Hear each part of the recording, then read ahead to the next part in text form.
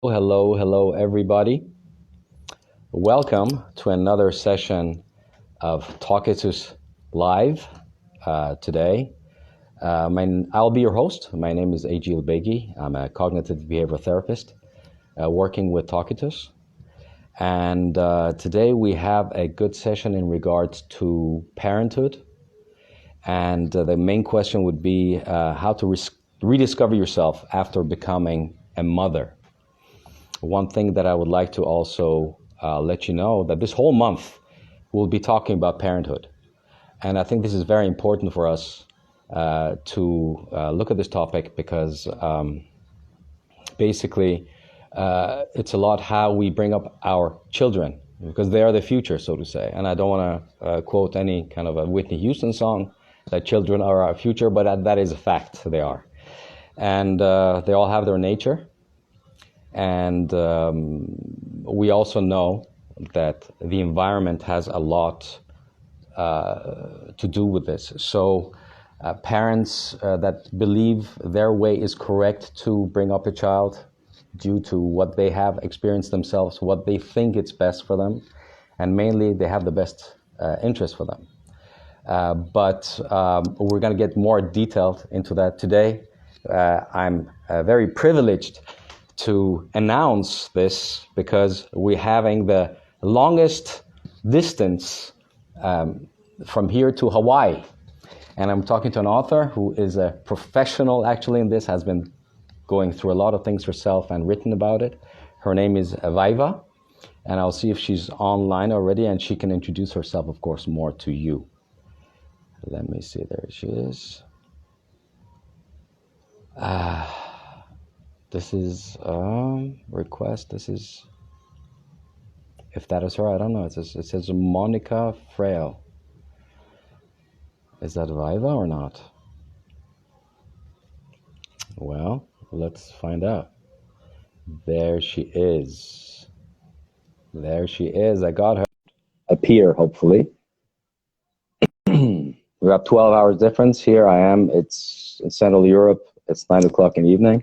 Hi. And with hello, hi. Nice to meet you, Vaiva. I'm doing okay. Are you in? You're right now. It's 9 in the morning with you, right? 9 in the morning in Hawaii. I'm still in my bathrobe because I Yeah. went to bed really late last night, and I see. trying to Okay. be awake now. All right. Okay. Well, anyway, thank you for joining. Thanks for inviting me. Absolutely. And I said your name correctly, Vaiva. Yes, that's right. Yes. Okay. So, without further ado, could you just give us a bit of a touch about yourself, some background and some information so the audience will know more about, because we'll be talking about, I already introduced, this month is all about parenthood, and this one is especially rediscovering yourself as becoming a mother compared to before. I think it's a huge thing, and please go ahead. I am a mother. I'm an artist, a writer. I'm an author of 8 books, all of them published in Lithuanian. I have 2 daughters, 6-year-old and a 3-year-old. I have a master's degree in philosophy. Wow. In London. India was a big contribution to my forming years. I backpacked in India over 13 months, so it's not some kind of like official achievement, but it's a big part of me. I like to mention that. And I lived abroad for 12 years now, I want to say, and the last 7.5 years spent in Hawaii. Prior to that was India and United Kingdom. Yeah, so in Hawaii, my husband has a restaurant and he's out a lot, and I have 2 girls, and I'm writing books and just doing Instagram, trying to survive while watching them. Okay, wonderful. So basically, you've been around the world. You've seen a lot of and philosophy. That's interesting, because if you're interested in philosophy, you will be able to philosophize a lot of things that are actually happening also within you. I'm a cognitive behavioral therapist, but it's not only through cognitions. A lot of things have added to it, and also life experience naturally. So I'm also, in a way, my own little way, they called me the philosopher because I was philosophizing about things. So this is a good, I think this is going to be a good combination, and a lot of information that you have that people would like to know, especially myself. How is it? So we can basically start before this whole thing starts off. Basically, why I say this? Because I've had people that I know, even my cousins and so forth, how they were as they were single, then married, you know, and then the type that they were, you know, they like to have fun, party, da da da da. And when she got pregnant, she was all changed around, and a lot of responsibility came. And then she goes, if I'm gonna love this child, but this is not my lifestyle, what I'm gonna do, and I don't know what this is in me. And you know, it was a hormonal things were going shooting up and down. She was changing from one day to the next.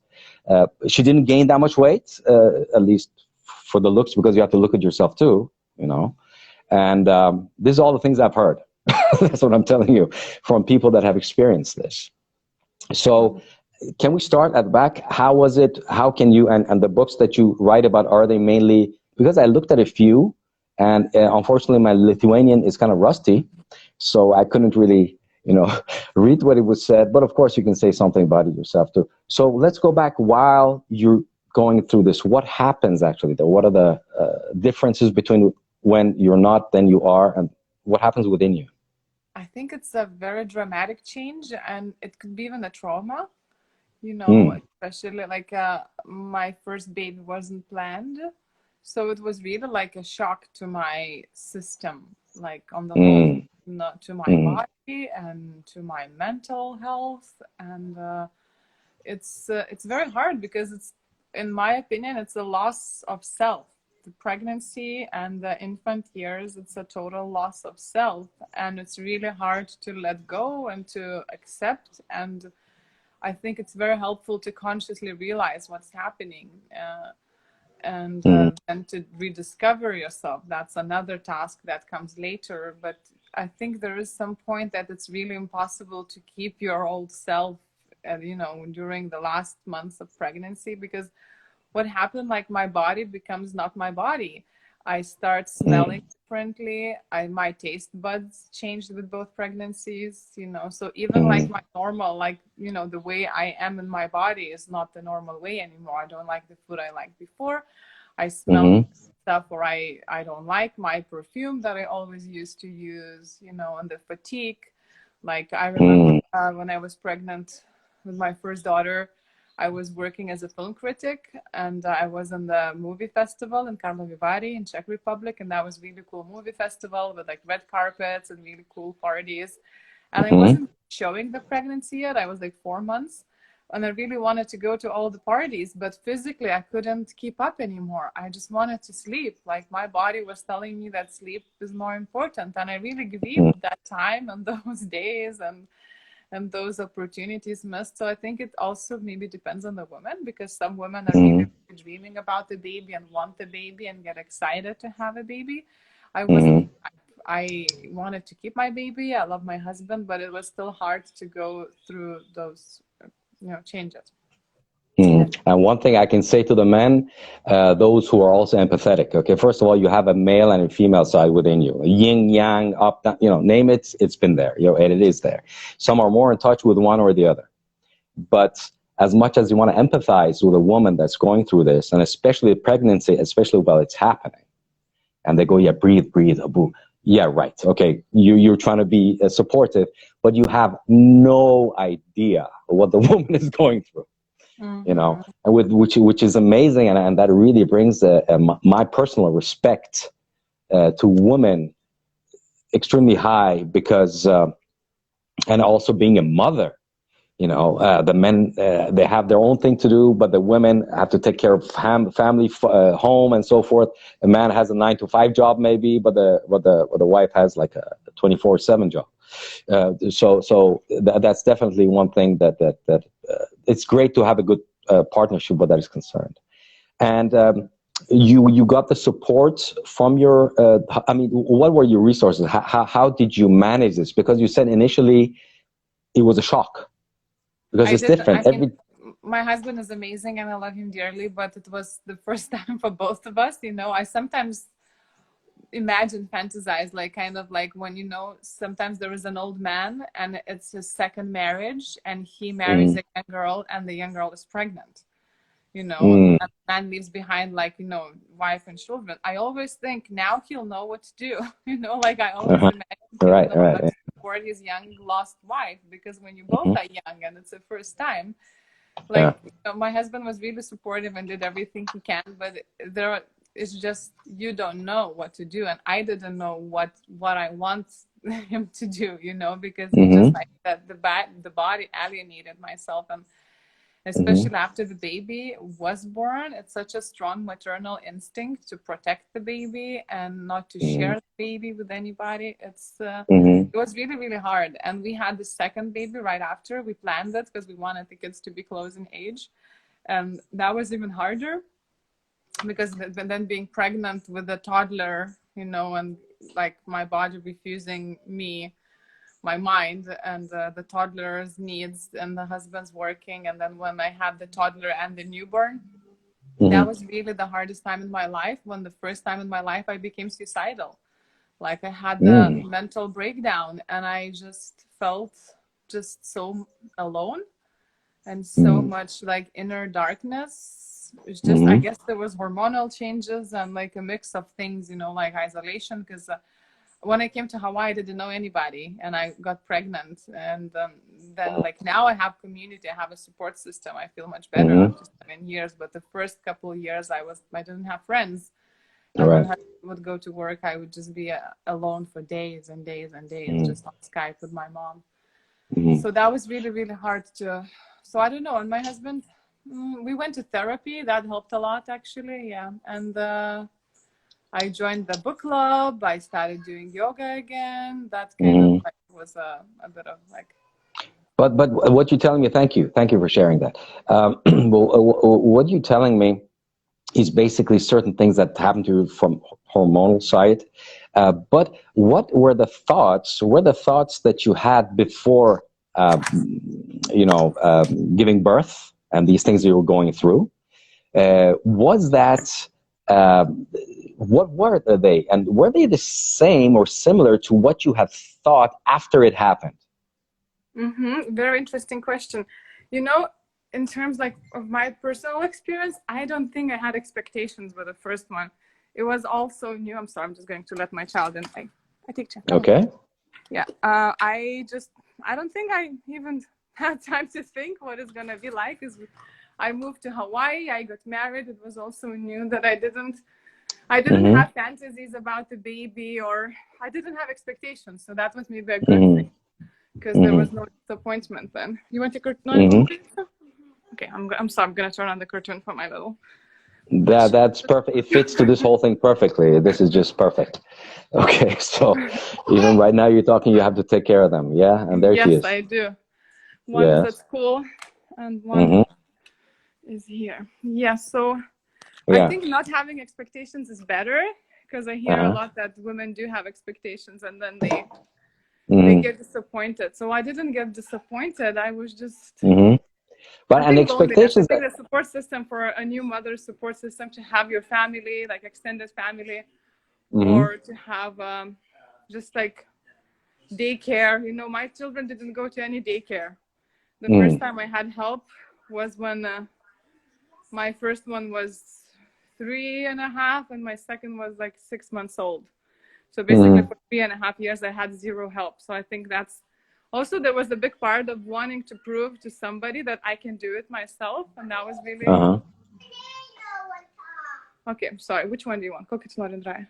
Sorry. Okay. Sorry, because I got them ready for school, and then Daddy took them to school, and then one of them is back. She's mine perfect now. This fits the whole thing perfectly. Don't worry. Just do what you're doing. Just go ahead. I'm with you now 100% again. Sorry. Okay. All right. No problem. Now the thing that you said, of course, this something you said, this darkness. Okay. Of course, these things that add up together, then you're basically disoriented. What's next? Where should I go? What should I do? You know, and it's not like a dream or a bad dream that you have that you can, you know, wake up out of it. Nope. It's something which is really happening. Now, one of the worst things is also if you would have people. Okay, are you there still, or are you gone? She's connecting. Wait a minute. Okay. I don't know if she can hear me yet. Okay, while she's reloading. Technical stuff, yeah. Anyway, what is also interesting for me is to find out, also, even though sometimes that you may have good thinking or good people. Okay, she left. I hope she's going to come back. Sometimes when we call this toxic, there she is maybe again. Let's see. Yes, there she is. Invites.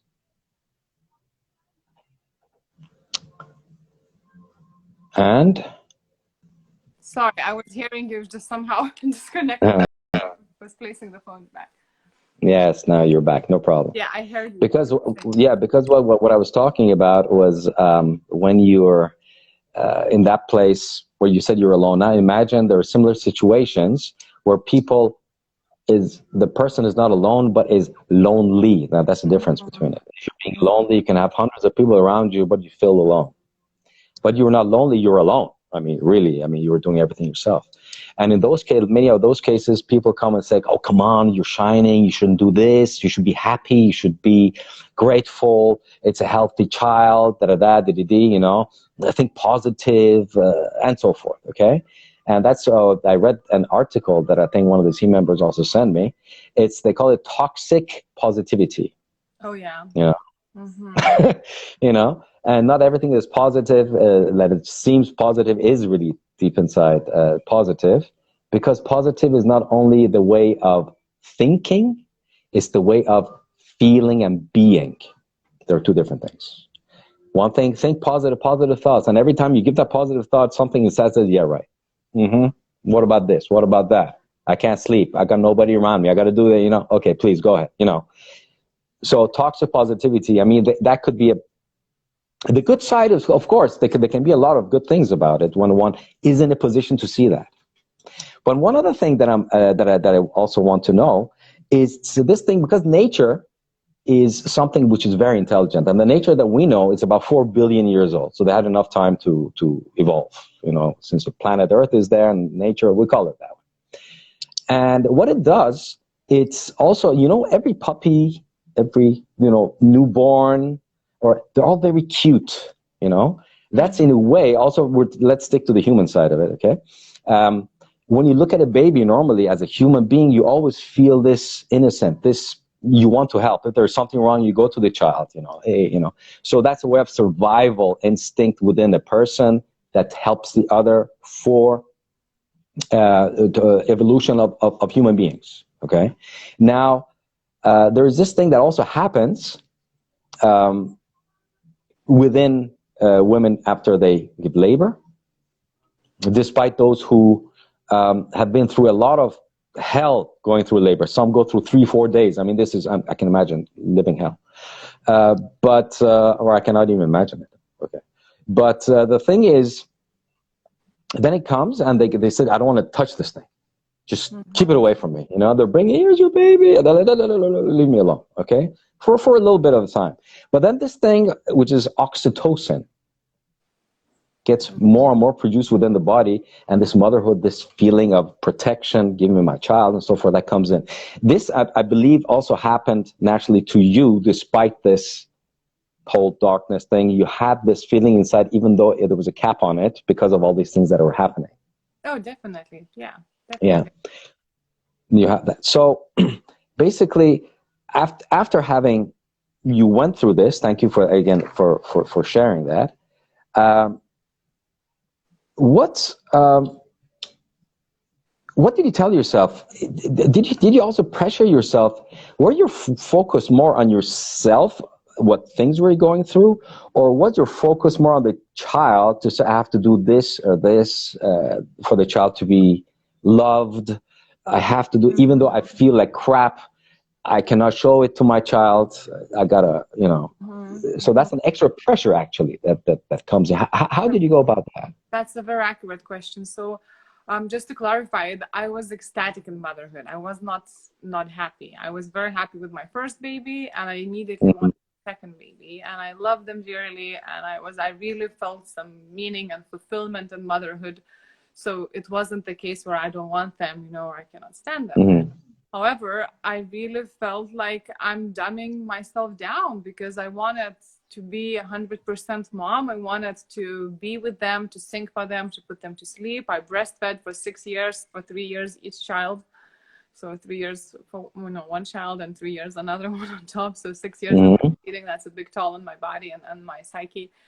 So like I was really, really immersed in that. But then my anger came from the point that there was no space to be something else than a mom. And I felt in a big conflict because I always wanted to respond to their needs. I always wanted to kiss away their owies and, you know, to sing a song and to put them to bed and be the next one when they wake up. But I also wanted to be me. And I'm still grieving my master's degree because I'm feeling like, why did I study so hard? Why did I do BA and then MA, you know? And all that just to watch YouTube songs with my kids, you know. Like you're right. Yes, of course. So that was, it was always the want to be for kids, and it was always the sadness that I cannot be in other places too, because I think some moms can, and my love was stronger. Like I couldn't just leave them with just anybody.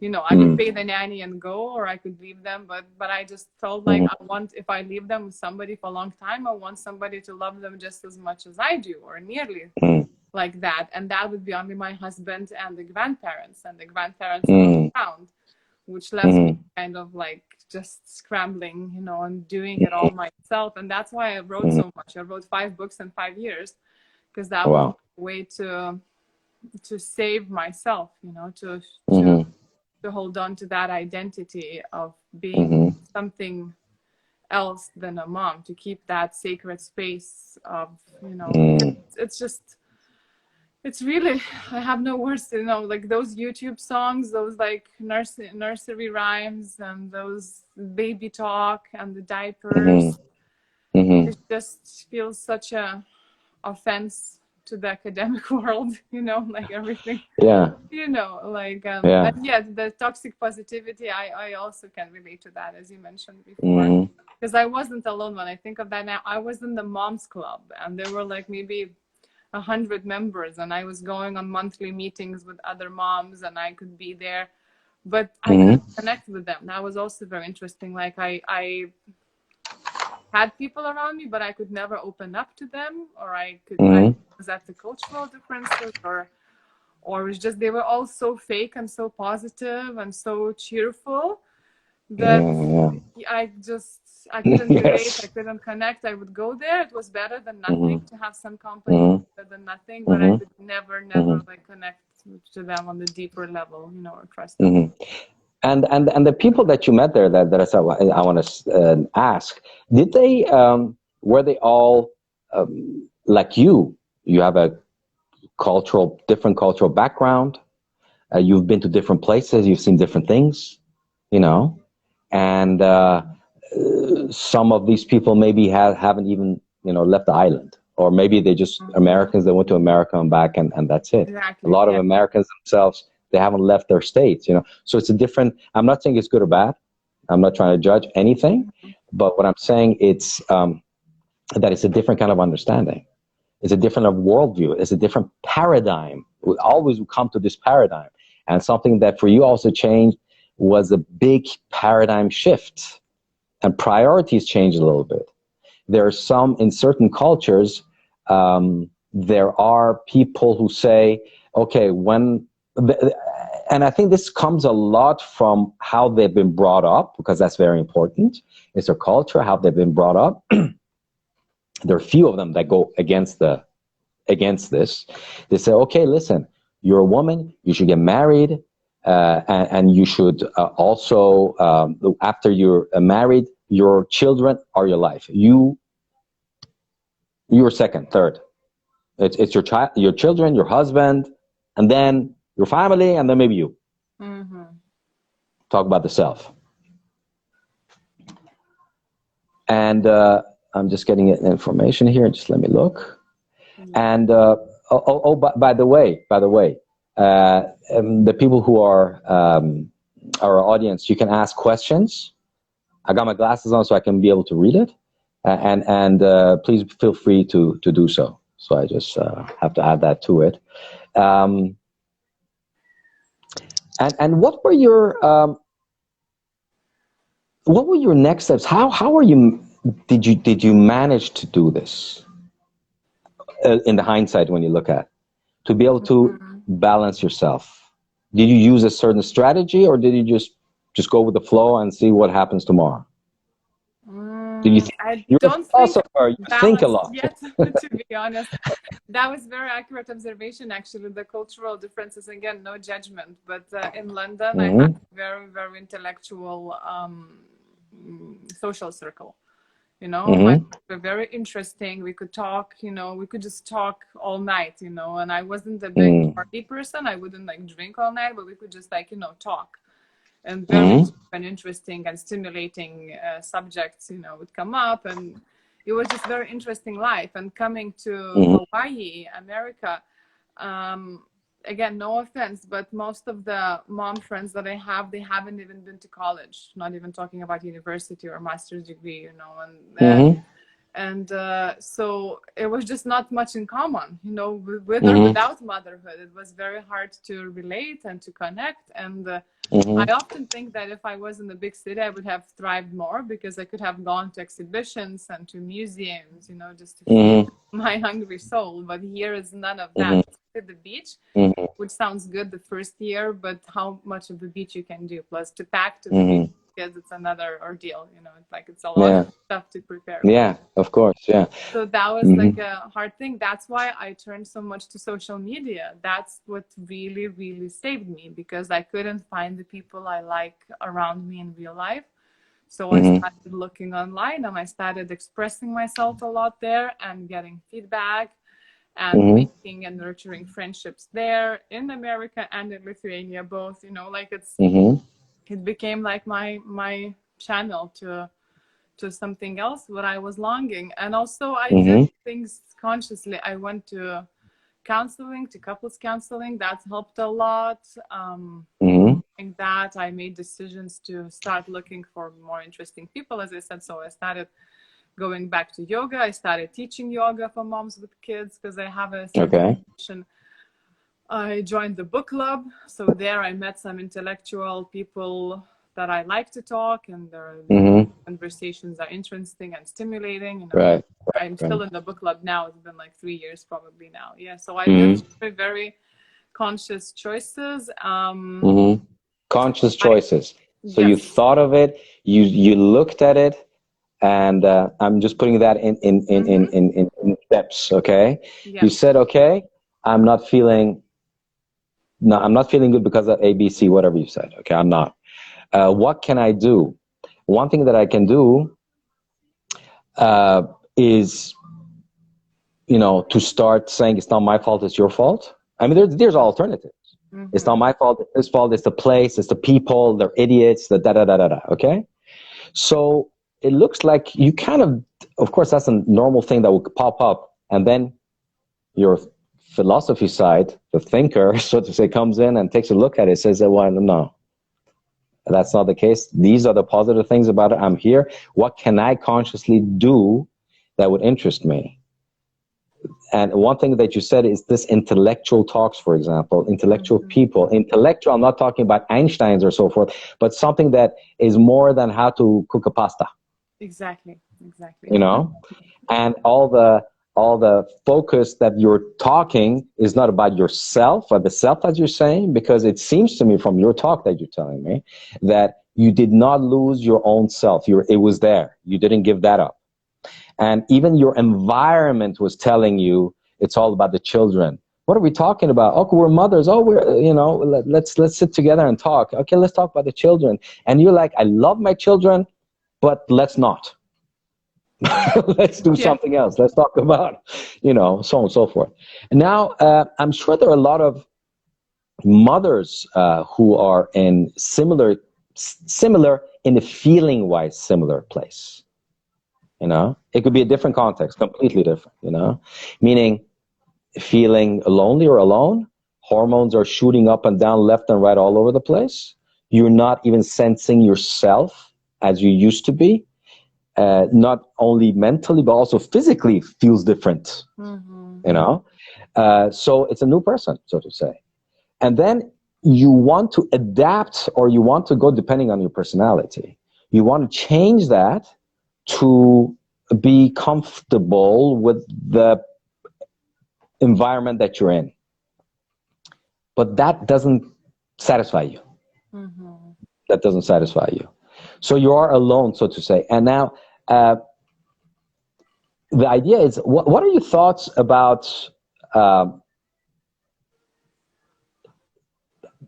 you have any regrets in this regard?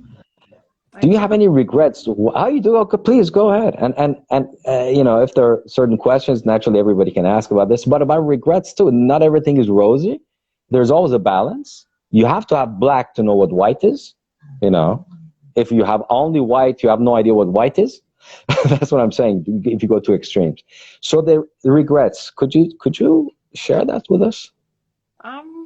Yeah, I'm thinking now what's, you know, like, if I don't want to name all regrets in life because that's quite a few, but if in terms of motherhood, the motherhood puts everything into perspective, and it's kind of like, you know, the life is divided in before and after becoming a mother. And then naturally I reflect on the times before I was a mother. So starting there is a big regret that I haven't done with my life more when I was not a mother, you know. I'm very grateful to my wise inner self that I really didn't follow the usual path and like let myself to discover myself, to travel a lot, you know, to like really, I went into really like a spiritual journey and was really bohemian, and I'm very, very grateful for that courage that I had in my early 20s to myself. But also the time when I have kids, the time becomes so scarce, like every minute counts, especially when there is a baby or two. Now my kids are a bit older, like 6 and 3, that's much easier than it was like a year. So I really wish, like, what did I do with all that time? You know, like I would have used that time before kids so much, you know, wiser, and so much more. So there's always that kind of, not maybe regret, but longing to that free and wild and, you know, uncommitted self, and to go back to be her again. And there's no way back. And I think I regret not asking for help more, you know, when I had my baby. Like I was just trying to do it all myself. And I remember when the second baby was born, and I read a lot about it, and I always thought it's not me, but now looking back, I see it's me when women try to do everything and try to, I don't know to who and to what to prove, but like, so I have a toddler, I have a 2.5-year-old, and I have a newborn, 4 days old. And my mother-in-law says, do you need any help? And I say, no, go, I don't need any help. And I'm with the newborn, I'm still like bleeding and leaking. I'm like literally gave birth days ago. And my mother-in-law left, and I decided to wash the floor. And I don't know why I decided to wash the floor in the whole house, just to kind of show that I can, that I'm like have 2 babies and everything is done. The house is going to be clean. And washing that floor, I strained myself, and then I had a super high fever, mastitis, had to ended up, you know, like at the doctors again, like my body, like. Sure, yeah. Back. Of course, this could be also a lot coming from your own personality. And that's something else one could get into about your own personality and how that reflects to what you do also as a mother. Some people forget themselves, they just do everything that a mother has to do, and some are like that. But we have a question. By the way, Monica, I did read your question, but I was just waiting for her because it's very, very interesting as she's explaining her situation, how it was. Monica is asking, in your opinion, do you think that the part of keeping up with a marriage, because of course marriage comes in too, you know, when you're the marriage comes in, that's another things on top of it, how you're different with your husband than you used to be, probably because of the situation has changed, the paradigm has changed. So anyway, in a marriage is harder. In your opinion, do you think that the part of keeping up with a marriage is harder itself than the natural course of being a mother? What I would like to ask is what you found harder. That's such an accurate observation, and I think she's right. I never thought of that this way before, but now we think, and I think definitely keeping the marriage healthy is harder while having kids, because maternity, at least for me, it was very natural. It was instinctual. You know, I felt very protective. I felt the need to breastfeed. I co-sleep with my babies. You know, like I was like a cave woman, very natural, like a mother. You know, like it was in my blood. But then to be also a wife and a partner, and to make time for relationship, and there were also a lot of expectations, lots of blaming. You know, I was wanting my husband to do things, and my husband wanted me to do things, and it was really the harder part to have a, you know, a healthy marriage than be a mom. I can imagine, like, if I just had my babies without the husband and lived with my two grandmas and the mom, I don't think there was any problems then, you know, like just like if I was just like being a mom in a cocoon with the other, there would be no problems because they kind of already had their babies. They know how to respond. They would know what to do and everything. But there was lots of bitterness, you know, like why you didn't do that, why you didn't look at that, why. Yeah, and we just got out of that dark place with my husband like a year ago, maybe. You know, yeah. Also, a lot like helped when you asked me what helped me to find the balance. So besides the therapy, I also have a very good friend, and she's a life coach. When she came over for a month to stay with me, I asked her to coach me, and she said, "You're not coachable," to me. And I was like, why I'm not coachable? You know, and she's my childhood friend, so she knows me from my childhood. Like, I don't want to coach you, you're not coachable. And I was like, well, tell me the truth, you know, why you think I'm not coachable. And then she told me something very painful that really hit hard, but I think she was right. She said to me that, she said, you have a victim mentality. You always act like, oh, this thing happened to me. The kids happened to me. The Hawaii happened to me. This husband happened to me. The husband talks to me like that, you know, like the world treats me like that. And she said there's no active responsibility of what's happening to me. I always act like things are happening to me against my will or without my the world is against you. It's like I'm not active in what's happening. I'm just like an observer and a victim. And that was very, very painful to hear. But then I was like, okay, so I can control, maybe it's not really the right word, but I can maybe, you know, not control, maybe I can be in charge on what's happening to me. And if I cannot control what happens to me, I can still decide how I react to that. And that's precisely, that was really like a game changer. And then I started like being a bit stricter with my kids, just like drawing the line with my husband in a different way. And you know, like just organizing my time differently. Like it was a lot of growth then.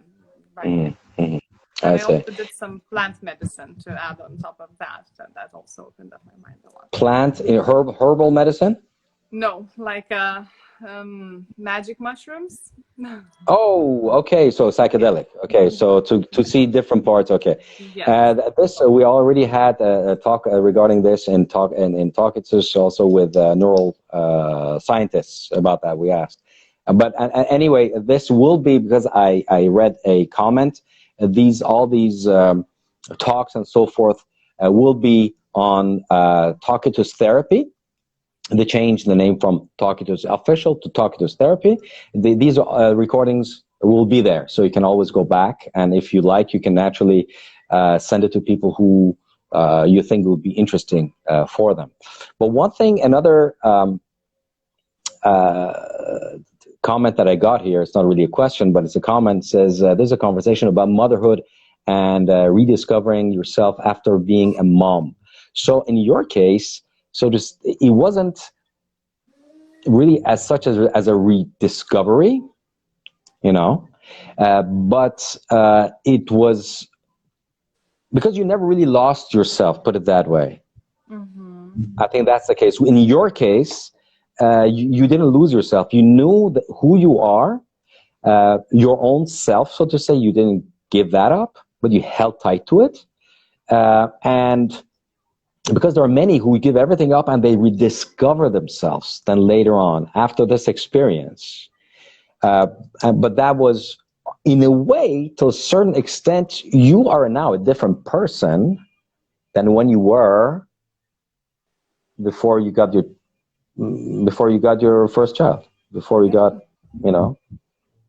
So in that case, what do you say the difference is in yourself? And the reason I'm asking that, because I think you're a person, I'm going back to philosophy again. Philosophers, they think, they're thinkers, okay? And yeah, and they often think, sometimes overthink, you know, whatever. There's always a good balance, but at least the thinking is going on. But you remember how you thought, how you felt, how was your paradigm, meaning worldview, and so forth. And after this experience, and I'm telling you, pain, darkness, and so forth, as bad as it sounds, okay, it always has a good side to it, because it pushes you away. I hate to use this word comfort zone, because comfort is a great thing to have, but if it's holding you back, you know, then certain things happen in your environment to say, move on, let's go, you know. So pain is a great motivator. Darkness is a great motivator, because you don't want to stay there. You want to do something, you know, find out more about yourself to do that. Could end their life if the darkness is too dark. So that's, I think, it's exactly. That there is a certain danger to it, but it depends on the character of the person. And nowadays, with the technology and people who are willing to take help, you know, willing to take help, there's always a way. There's always a way, you know, for that. So what would you say how it was then, and how did you rediscover yourself as a new person? And that rediscover this, it will keep on going. It will keep on evolving, you know. I don't feel like to then, what was it? I don't feel like I have rediscovered. I feel like my kids are quite little and I'm still in the process, and I can't wait for them to grow up and let me breathe. Honest, you know. Yeah. Yeah, I didn't lose part of myself, which is a writer, you know, but I've been stripped off many other identities, and some of them I fear forever, you know, because I don't think we identify ourselves as, you know, one profession or one, you know, like liking, like, because I was a traveler. I had my vintage shop in London, like a pop-up shop. I was a yoga instructor, and I was planning to do PhD in philosophy. That was my dream. It still is. I was a writer, I was a friend, I was a lover. So there were many, many identities that I couldn't access them anymore, just like physically or mentally, after having a baby. And writing was the only one available, because I didn't need many resources. I could just stay at home and do that. That's why I think so many mothers discover things that they can do at home, like baking cakes or knitting, you know, because there's something that you can do at home with very little resources, you know, because like if you're a dancer, you need a dance hall or something like that, you can't really do that. Or with yoga, my body was just too tired to do that, and I couldn't bring my kids. That's why I taught a bit for a few years for moms with baby yoga, just to keep that. And also it was a very big realization that even when if and when I will get back any or new identities that were not available in the infant years, there will always come mom first, you know, like, you know, a mom and a writer, or like a mom and PhD, or like a mom and a wife. But mom is like the title that would come first always, no matter what the other identity is. And that was, it was heavy. It was happy and big, and I wouldn't want it any other way. But it also was like, okay, I have to realize myself now that I'm a mom and everything else, and how does that feel, and how does that fit in. And I think the hardest part was like sexually, like to be attractive, because I never was religious, but somehow it's just maternity and sexuality didn't match in my head. I felt like dichotomy there, you know, like the Holy Mary and the whore. It's just there are two different women. Dichotomy, absolutely, yes, yes. And every time I would want to look attractive, like I just want to put the short skirt on, and I would be that inner voice saying, hey, but you're a mom, is that okay now? You know, and like that kind of, I was rebelling at that voice, but still there was like a big conflict within me, you know, like, can I be promiscuous now? Even am I allowed to look promiscuous if I want to, if I'm a mom? And what does that make me like? Is, you know, am I a bad mom then, or am I not enough of a woman if I'm a mom? And it was just like a lot in my head, like a lot of like interesting and unusual stuff about that subject. You know? And now when you have, what are your hopes and fears? I mean, first of all, the self, we're talking about that the self is there, but the self is changing continuously.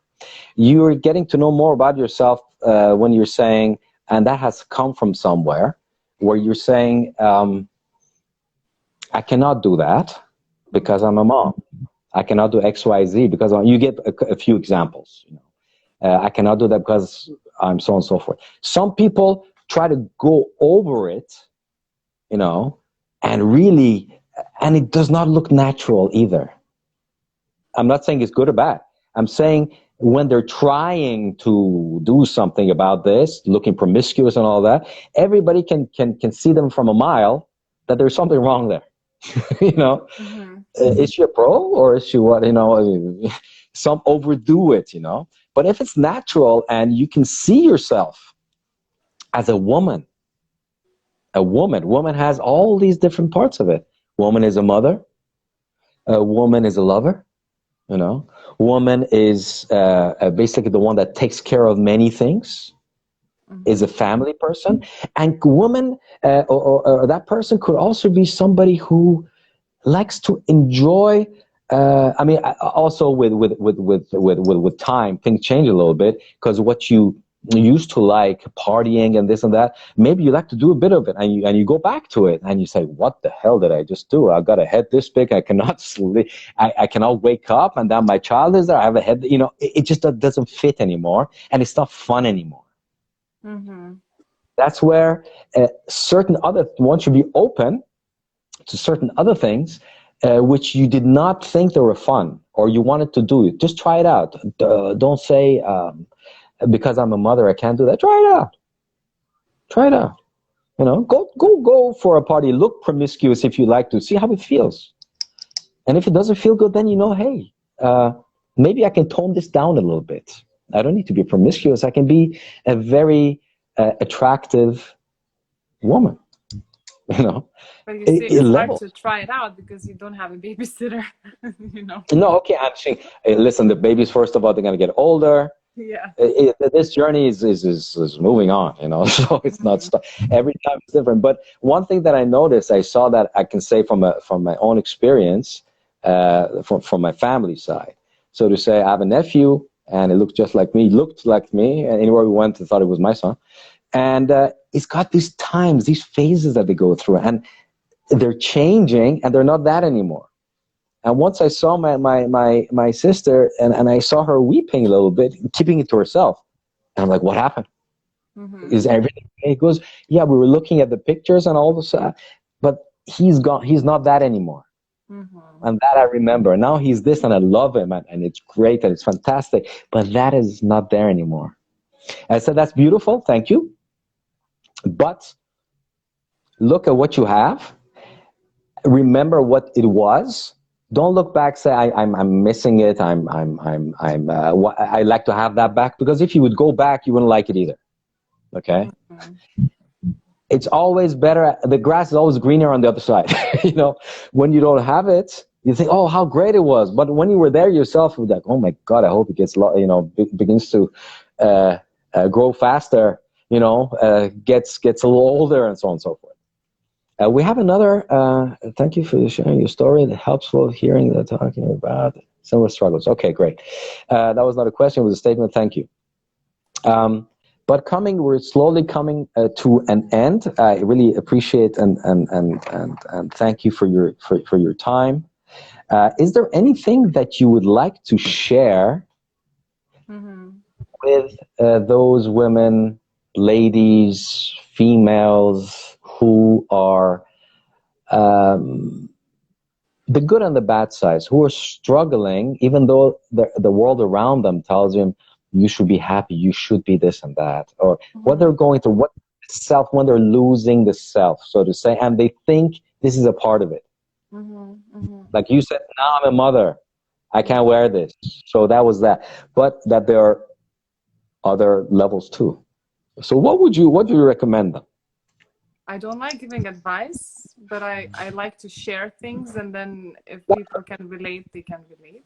Sure. So I think for me, the biggest realization in motherhood was reconciling all those identities, because the culture taught me, you know, that the mother is sweet and tender and, you know, like almost like a holy, you know, like in a sense, there's lots of like a weird characteristics around the motherhood. And there was that coming back to sexuality and everything about it. There was like women and the mother are like opposite things, because the woman is like the bad, and you know, she's promiscuous, you know, and hot. So it's all everything that mother is not.